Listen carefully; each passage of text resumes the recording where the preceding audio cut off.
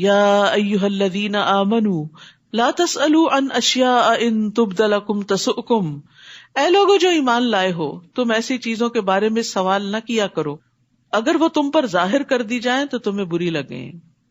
کثرت سوال سے منع کیا گیا ہے کیونکہ اس سے دین مشکل ہو جاتا ہے، اور اگر تم ان کے بارے میں اس وقت سوال کرو جب قرآن نازل کیا جا رہا ہو تو وہ تمہارے لیے ظاہر کر دی جائیں گی، یعنی وقت آنے پر تمہارے سامنے آ جائیں گی۔ اللہ نے ان سے درگزر کیا اور اللہ بہت بخشنے والا، بہت بردبار ہے۔ در حقیقت ان کے بارے میں تم سے پہلے بھی ایک قوم نے سوال کیا تھا، پھر وہ ان کا انکار کرنے والے ہو گئے۔ نہیں مقرر کیا اللہ نے کوئی بحیرہ اور نہ سائبہ اور نہ کوئی وسیلہ اور نہ کوئی حام۔ یہ مویشی جانور ہیں جن کو بتوں کے نام پہ چھوڑ دیا جاتا تھا مختلف حالتوں میں۔ اللہ سبحانہ تعالیٰ نے ان کے اوپر یہ فعل لازم نہیں کیا تھا، لوگوں نے خود ہی یہ چیزیں ایجاد کر لی، یہ بدعات ایجاد کر لی۔ لیکن وہ لوگ جنہوں نے کفر کیا وہ اللہ پہ جھوٹ گھڑتے ہیں، اور ان میں سے اکثر عقل نہیں رکھتے۔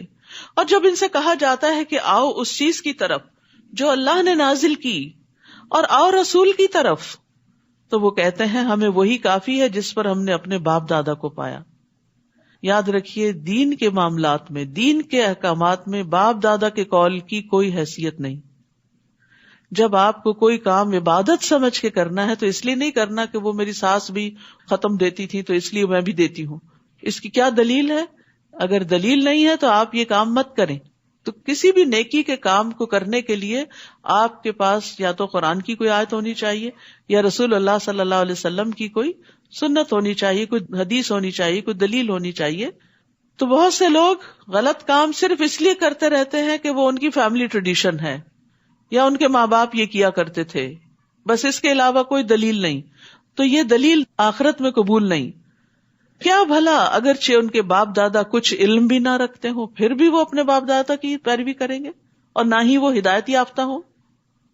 تو لوگوں کے دین و دنیا کو ضائع کرنے کا ایک بہت بڑا سبب اللہ کی نازل کردہ ہدایت کو چھوڑنا اور آبا کی تقلید کرنا ہے۔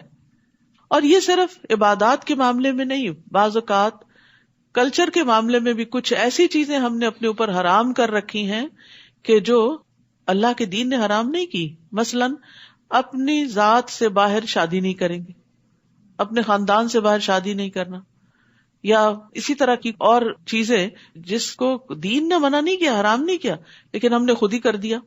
تو اس چیز کے بارے میں بھی ہمیں سوچنا چاہیے کہ جس چیز پر ہم سختی سے پابند ہو جاتے ہیں، اڑ جاتے ہیں، ڈٹ جاتے ہیں، دیکھنا چاہیے کیا واقعی اس پر اتنی ثابت قدمی کا حکم ہمارے دین نے بھی ہمیں دیا۔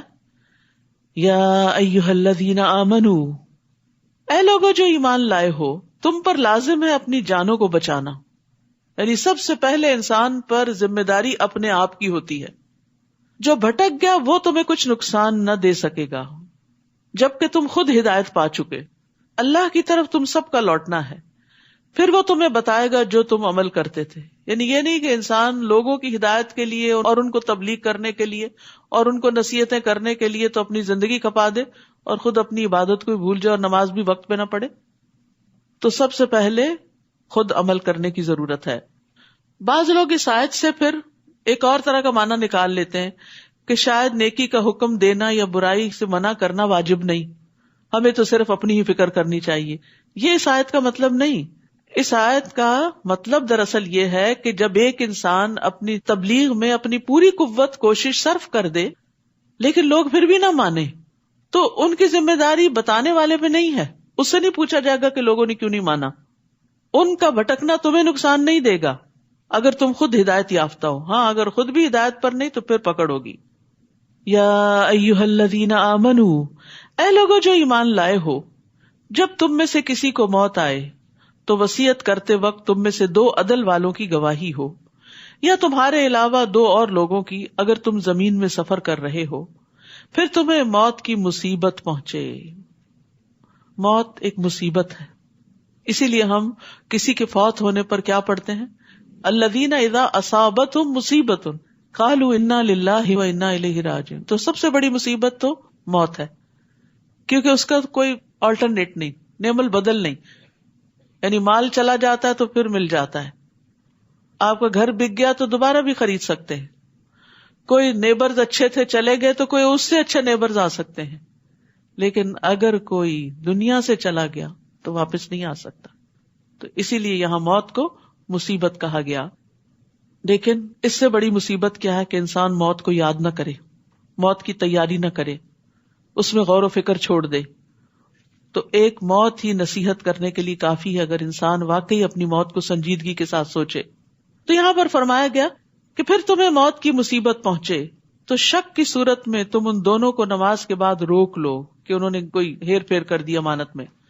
پھر وہ دونوں اللہ کی قسمیں کھائیں کہ ہم اس قسم سے کوئی قیمت نہیں لے رہے اگرچہ وہ رشتہ دار ہوں، اور نہ ہم گواہی کو چھپا رہے ہیں.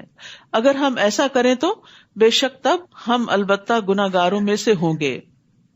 تو یہاں وصیت کی اہمیت کے بارے میں بھی پتہ چل رہا ہے کہ اگر انسان سفر پر بھی ہو تو بھی اسے اپنے مال کے بارے میں وصیت کرنی چاہیے. حدیث میں آتا ہے نبی صلی اللہ علیہ وسلم نے فرمایا کسی بھی مسلمان کو لائق نہیں کہ وہ 3 راتیں بھی نہ گزارے مگر اس حال میں کہ اس کی وصیت اس کے پاس لکھی ہوئی. یعنی اگر اس کے پاس کوئی ایسے مال و دولت ہے، ایک تو یہ ہے کہ جو بھی آپ کی ملکیت ہے وہ وارثوں کے اندر تقسیم ہو جاتی، لیکن اگر آپ اپنی زندگی میں کوئی اپنے مال کا حصہ کسی خاص مقصد کے لیے وقف کرنا چاہتے ہیں، کسی مسجد کے لیے، کسی دینی ادارے کے لیے، کسی غریب رشتہ دار کے لیے، کسی مسافر خانے کے لیے، کوئی کنواں کھدوانے کے لیے، کہ آپ کے مرنے کے بعد آپ کے مال میں سے وہ چیز نکال لی جائے اور اس فلاں مد میں دے دی جائے، تو اس کو انسان جلد از جلد لکھ لے اور لکھ کر رکھ لے تاکہ بعد میں پھر وارث سارا مال اپنے میں تقسیم کر لے اور آپ کے لیے کچھ بھی نہ بچے. یعنی آپ کا مال آپ کی زندگی میں آپ کا ہے، مرنے کے بعد آپ کا نہیں ہے. ہاں صرف اتنا حصہ آپ کی مرضی کے مطابق استعمال ہوگا جس کی آپ وصیت کر جائیں گے، لیکن وہ وصیت بھی 1/3 میں ہوتی ہے. یعنی مال کے تیسرے حصے میں آپ کو اجازت ہے کہ آپ اپنی مرضی سے اپنے مرنے کے بعد خرچ کروائیں، لیکن اس سے زیادہ کی نہیں، وہ تو بہرحال وارثوں کو جائے گا ہی. عبداللہ بن عمر رضی اللہ عنہ فرماتے ہیں کہ جب سے میں نے رسول اللہ صلی اللہ علیہ وسلم سے یہ فرمان سنا ہے تو اس وقت سے میری وصیت میرے پاس موجود رہتی ہے، کیونکہ بعد میں کوئی جھگڑا نہ ہو، کوئی کنفیوژن نہ ہو. پھر اگر اس پر اطلاع ہو جائے کہ وہ دونوں یقینی طور پر گناہ کے مرتکب ہوئے ہیں تو وہ 2 قریب ترین دوسرے ان دونوں کی جگہ کھڑے ہوں گے، ان میں سے جس پر حق ثابت ہو گیا پھر وہ دونوں اللہ کی قسمیں کھائیں کہ ہماری گواہی ان دونوں کی گواہی سے زیادہ سچی ہے اور ہم نے زیادتی نہیں کی. اگر ہم ایسا کریں تو یقیناً تب ہم البتہ ظالموں میں سے ہوں گے. یہ طریقہ زیادہ قریب ہے کہ وہ گواہی کو اس کے اصل رخ پر لائیں یا وہ ڈریں کہ ان کی قسمیں ان کے ورثاء کی قسموں کے بعد رد کر دی جائیں گی. اور اللہ سے ڈرو اور سنو، اور اللہ فاسق قوم کو ہدایت نہیں دیتا. واتقوا اللہ واسمعوا، یعنی تقوی کے ساتھ سننا وہ ہوتا ہے جس میں انسان عمل بھی کرتا ہے، اور اگر نہیں تو پھر ہدایت سے دور نافرمان ہے، اور نافرمان کو پھر ہدایت نہیں ملتی، نیکی کی توفیق نہیں ملتی. جس دن اللہ رسولوں کو جمع کرے گا پھر وہ پوچھے گا تم کیا جواب دیے گئے تھے؟ وہ کہیں گے ہمیں کچھ علم نہیں، بے شک تو ہی غیبوں کا خوب علم رکھنے والا ہے. یعنی اس کا یہ مطلب نہیں کہ رسول انکار کر دیں گے کہ ان کی امتیں جو کچھ کرتی نہیں انہیں پتا نہیں. یہ اصل میں اس دن کی ہیبت اور ہولناکی کی وجہ سے. یاد رکھیے آخرت کا دن بڑا سخت دن ہے کہ اس دن رسول بھی گھبرا جائیں گے جنہوں نے زندگی میں کبھی کوئی گناہ نہیں کیا.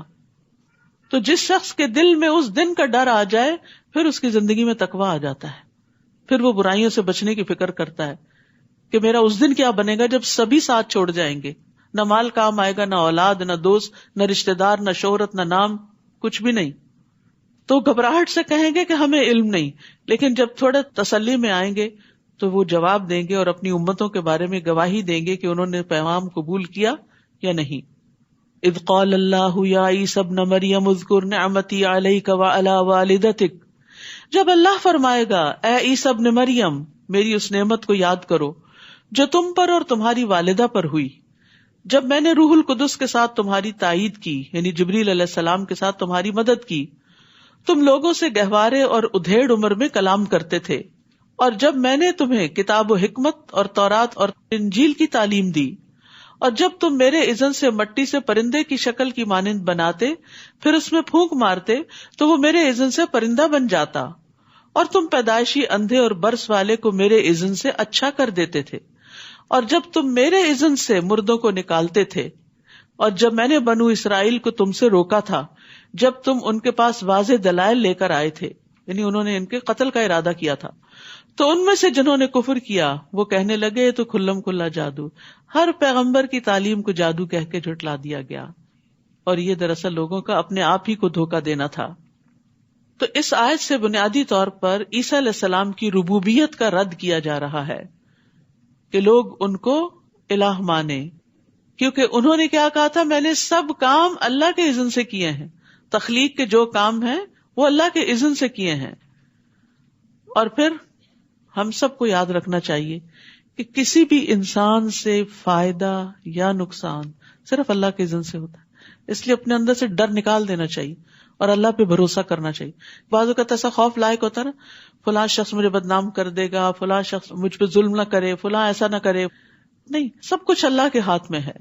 نبی صلی اللہ علیہ وسلم نے ابن عباس سے فرمایا تھا، یا غلام جان رکھو اگر ساری دنیا مل کر بھی تمہیں نفع پہنچانا چاہے تو تمہیں نفع نہیں پہنچا سکتی سوائے اس کے جو اللہ نے تمہارے لیے لکھ دیا، اور اگر سارے مل کر تمہیں نقصان پہنچانا چاہیں تو تمہیں نقصان نہیں دے سکتے سوائے اس کے جو اللہ نے تمہارے لیے لکھ دیا۔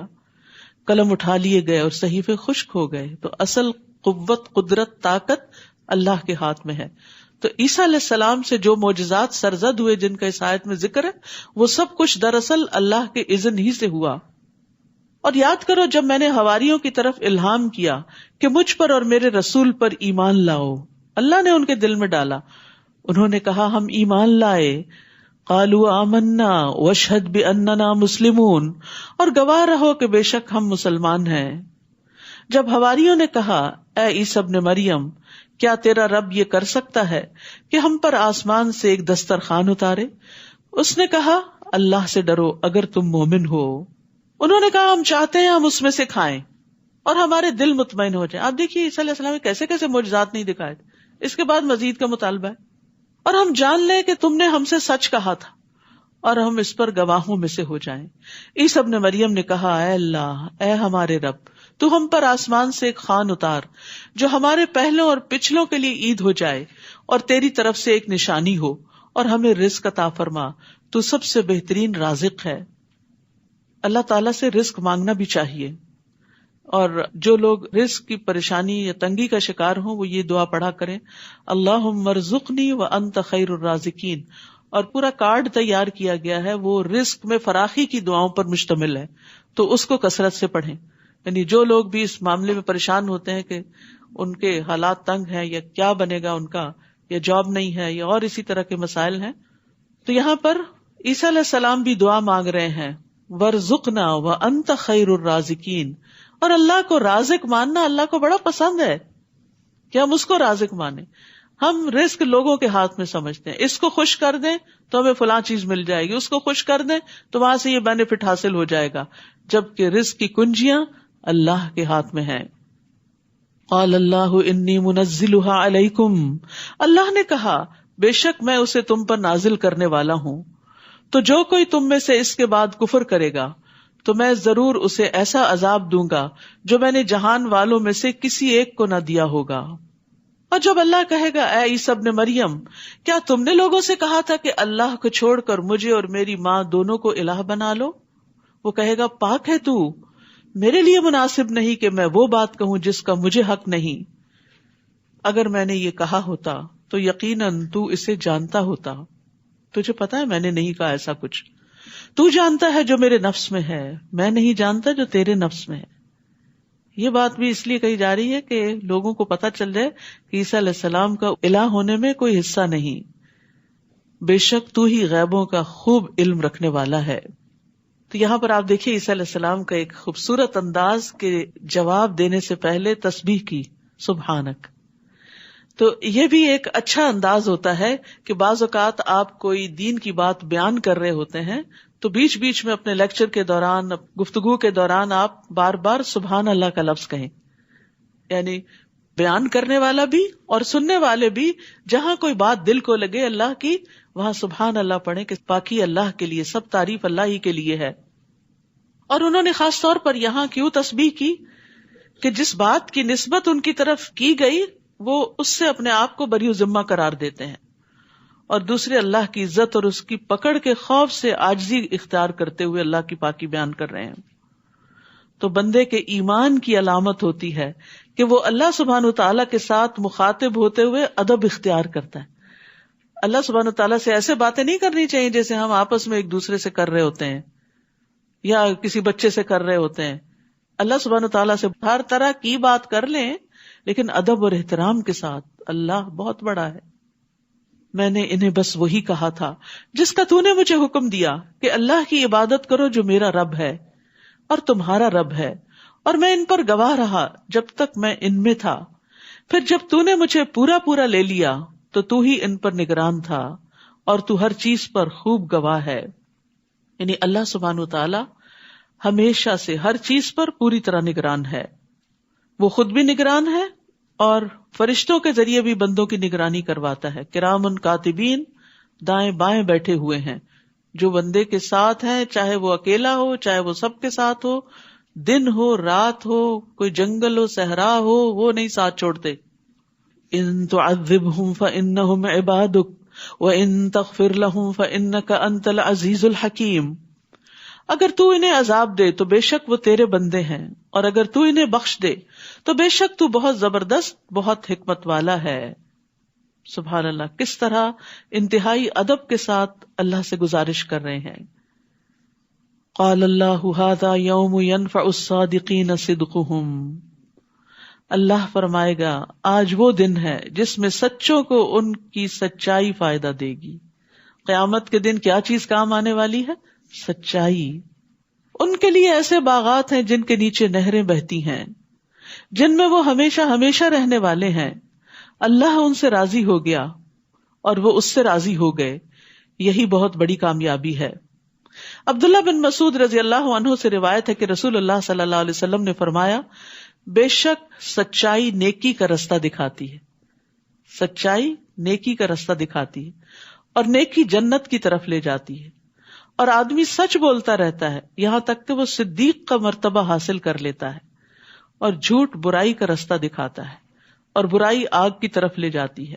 اور آدمی جھوٹ بولتا رہتا ہے یہاں تک کہ وہ اللہ کے ہاں جھوٹا لکھ دیا جاتا ہے، کذاب لکھ دیا جاتا ہے. للہ ملک السماوات والارض وما فیہن وہو علی کل شیء قدیر. اللہ ہی کے لیے ہے بادشاہت آسمانوں اور زمین کی اور جو کچھ ان میں ہے، اور وہ ہر چیز پر بہت قدرت رکھنے والا ہے. سورۃ الانعام. سورۃ الانعام مکی سورت ہے. ایک ہی مرتبہ میں بھی یہ سورت نازل ہوئی. کہا جاتا ہے کہ جب یہ سورت اتری تو 70,000 فرشتے اس کے ساتھ تھے. اس سورت میں بنیادی طور پر مشرکین کے اعتراضات اور ان کے اعمال کے بارے میں دلائل دیے گئے ہیں. بسم اللہ الرحمن الرحیم.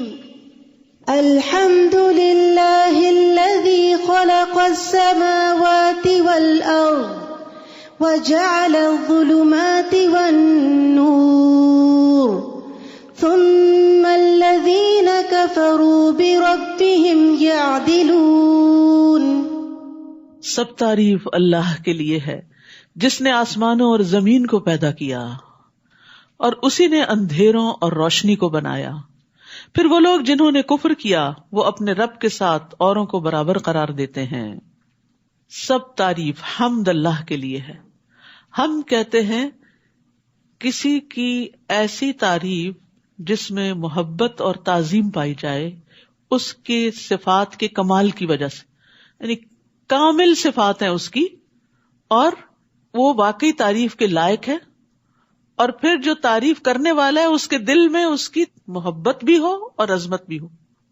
تعریف تو ہم بہت سی چیزوں کی کرتے ہیں لیکن جو تعریف محبت اور عظمت کے بغیر ہوتی وہ مدح کہلاتی ہے، جیسے بادشاہوں کی لوگ کرتے تھے، چاپلوسی، خوشامد وغیرہ کہ ان سے کچھ حاصل کر لیں.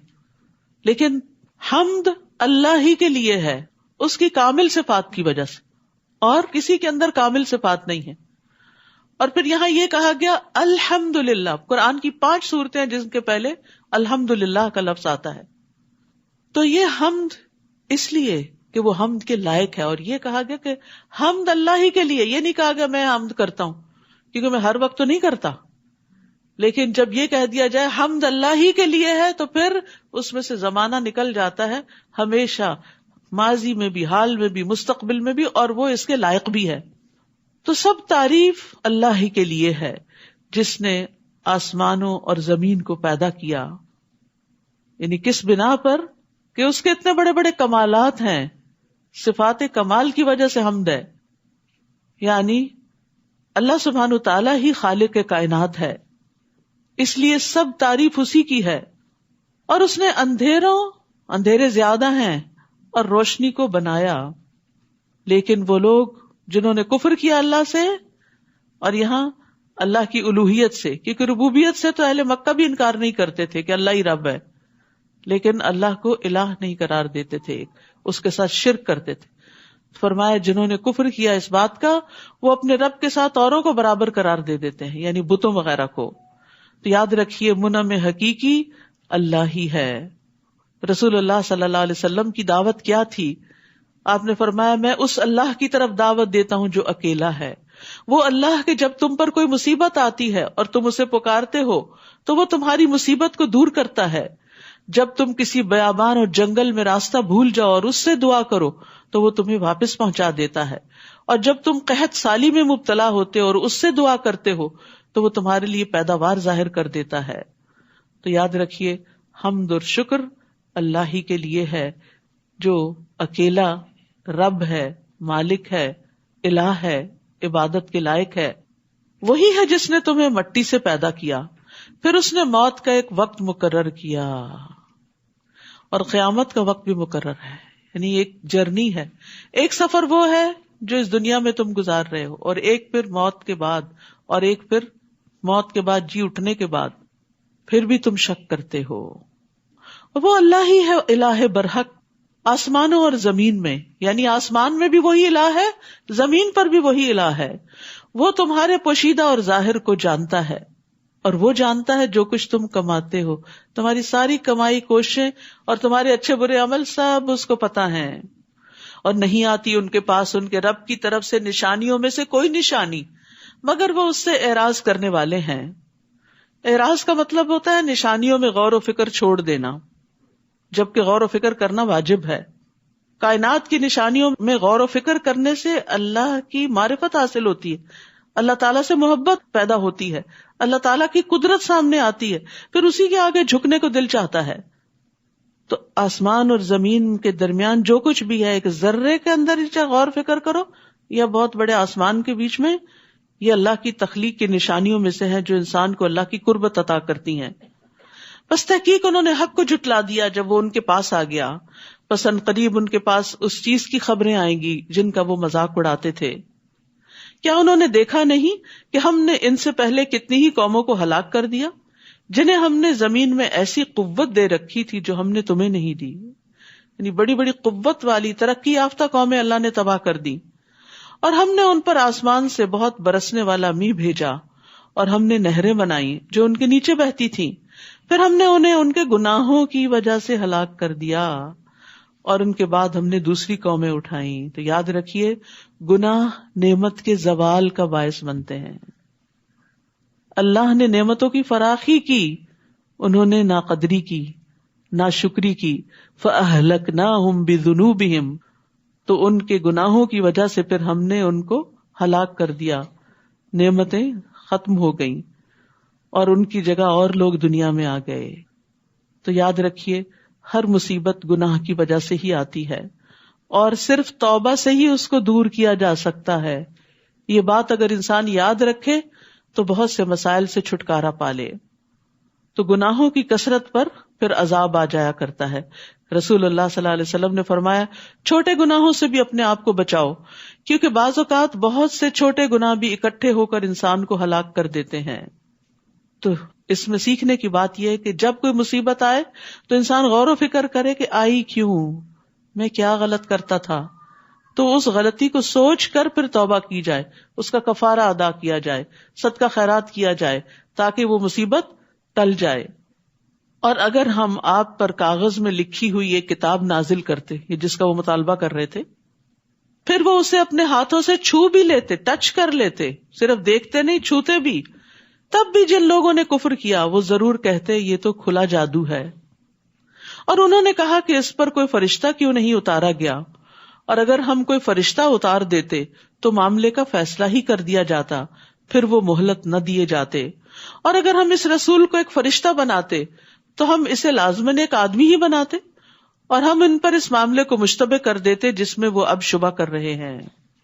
اہل مکہ کہتے تھے کہ انسان کیوں پیغمبر ہے، وہ تو ہم جیسا ہی ہے، کوئی فرشتہ ہونا چاہیے۔ تو اللہ تعالیٰ نے فرمایا اگر فرشتہ اصلی شکل میں آئے تو تمہیں نظر ہی نہ آئے تو پھر کیا فالو کرو گے اس کو، اور اگر انسانی شکل میں آئے تو پھر وہ انسان ہی ہوگا، تو کیا فائدہ ایسا مطالبہ کرنے کا۔ اور یقیناً آپ سے پہلے کئی رسولوں کا مذاق اڑایا گیا، تو ان میں سے جن لوگوں نے مذاق اڑایا انہیں اسی عذاب نے گھیر لیا جس کا وہ مذاق اڑایا کرتے تھے۔ تو جب دین کی وجہ سے، آپ کے حجاب کی وجہ سے، یا آپ کی نماز کی وجہ سے، یا آپ دین کی تبلیغ کے کام کی وجہ سے آپ کا اگر مذاق اڑایا جائے تو غم نہ کیا کریں، اس کام کو چھوڑ نہ دیا کریں، کیونکہ پیغمبروں کا بھی مذاق اڑایا گیا جو اللہ کی محبوب ترین ہستیاں تھیں۔ غم نہ کریں کیونکہ عاقبت انجام تقوی والوں ہی کے لیے ہے۔ بعض اوقات یہ مذاق گھر سے باہر ہوتا ہے اور بعض اوقات گھر کے اندر بھی ہوتا ہے، کیونکہ بعض اوقات گھر میں کہتے اب تو تم روز ہی قرآن پڑھنے چل پڑی، اور اب تو تم ملانی بن جاؤ گی، اور اب فلاں بن جاؤ گی۔ تو ایسی صورت میں انسان سوچتا ہے کہ یہ روز مجھ سے باتیں نہیں سنی جاتی، بہتر ہے میں چھوڑ ہی دوں۔ نہیں، چھوڑنا نہیں ہے نیکی کے کام کو۔ بہت دفعہ ایسا ہوتا ہے کہ لوگ ناسمجھی کی بنا پر آج آپ کا مذاق کرتے ہیں لیکن کل وہی آپ کے انتہائی قدردان بھی ہو جاتے ہیں۔ تو یہ اللہ کی طرف سے ایک امتحان ہوتا ہے نا کہ کون شخص کتنا سچا ہے، کتنا مخلص ہے اپنے اس نیکی کے کام میں جو واقعی وہ کہہ رہا ہے کہ میں اللہ کے لیے کر رہا ہوں۔ کیونکہ جو کام اللہ کے لیے کیا جاتا ہے وہ بندوں کی باتیں بنانے پہ چھوڑ نہیں دیا جاتا، یہ ہماری نیت ہی کا ٹیسٹ ہوتا ہے۔ کہہ دیجئے چلو پھرو زمین میں، پھر دیکھو کیسا ہوا انجام جھٹلانے والوں کا۔ کہہ دیجئے کس کا ہے جو کچھ آسمانوں اور زمین میں ہے، کہہ دیجئے اللہ ہی کا ہے، اس نے اپنی ذات پر رحمت کرنا لازم کر لیا ہے۔ وہ تمہیں قیامت کے دن ضرور بضرور جمع کرے گا جس کے آنے میں کوئی شک نہیں ہے۔ وہ لوگ جنہوں نے اپنے آپ کو خسارے میں ڈالا بس وہ ایمان نہیں لائیں گے، یعنی ان کے سامنے جتنے بھی دلائل آ جائیں وہ نہیں مانیں گے۔ اور یہاں بڑی اچھی بات جو پتہ چل رہی ہے کہ رحمت اللہ نے اپنے اوپر لازم کی ہوئی، لہذا اللہ سے رحمت مانگا کریں۔ اللہم انی اسألک من فضلک ورحمتک فإنہ لا یملکھا الا انت۔ اے اللہ میں تجھ سے تیرے فضل اور تیری رحمت کا سوال کرتا ہوں کیونکہ بے شک تیرے سوا کوئی اس کا مالک نہیں، اور اسی کے لیے ہے جو آسمانوں اور زمین میں ٹھہرا ہوا ہے، اور وہ خوب سننے والا خوب جاننے والا ہے۔ یہاں خاص طور پر سکون کا ذکر کیا گیا ہے، جو ٹھہرا ہوا ہے۔ سکون اللہ کی نعمتوں میں سے ایک بہت بڑی نعمت ہے۔ جب رات آتی ہے خاص طور پر تو بہت سی چیزیں چلنے سے رک جاتی ہیں اور ایک راحت کا سما ہوتا ہے، تو اس پر بھی اللہ کا شکر ادا کیا کریں۔ کہہ دیجئے کیا میں اس اللہ کے سوا جو آسمانوں اور زمین کا پیدا کرنے والا ہے کسی اور کو اپنا سرپرست بنا لوں، حالانکہ وہی سب کو کھلاتا ہے اور اسے نہیں کھلایا جاتا۔ کہہ دیجئے بے شک مجھے حکم دیا گیا ہے کہ میں اسلام لانے والوں میں سب سے پہلا ہو جاؤں، اور یہ کہ آپ ہرگز مشرکین میں سے نہ ہوں۔ کہہ دیجئے اگر میں اپنے رب کی نافرمانی کروں تو بے شک میں بڑے دن کے عذاب سے ڈرتا ہوں۔ جس سے اس دن عذاب پھیر دیا گیا تو یقیناً اس نے اس پر رحم کیا، اور یہی واضح کامیابی ہے۔ وَإِن يَمْسَسْكَ اللَّهُ بِضُرٍّ فَلَا كَاشِفَ لَهُ إِلَّا هُوَ، اور اگر اللہ آپ کو کوئی نقصان پہنچائے تو اس کے سوا اسے کوئی دور کرنے والا نہیں۔ تکلیف دور اللہ ہی کر سکتا ہے، اور اگر وہ آپ کو کوئی خیر پہنچائے تو وہ ہر چیز پر خوب قدرت رکھنے والا ہے، وہ پہنچا سکتا ہے۔ وہ بندوں کی طرح محتاج نہیں ہے کہ ان کے پاس ہوگا تو کسی کو دیں گے اور جب نہیں ہوگا تو نہیں دیں گے۔ وہ تو خزانوں کا مالک ہے، زمین کے بھی اور آسمان کے بھی، بس مانگنے والے بنے۔ اور اس سے مانگنا ذلت کی بات نہیں، عزت کی بات ہے۔ بندوں سے مانگنا ذلت کی بات ہوتی ہے، اللہ سے مانگنا نہیں۔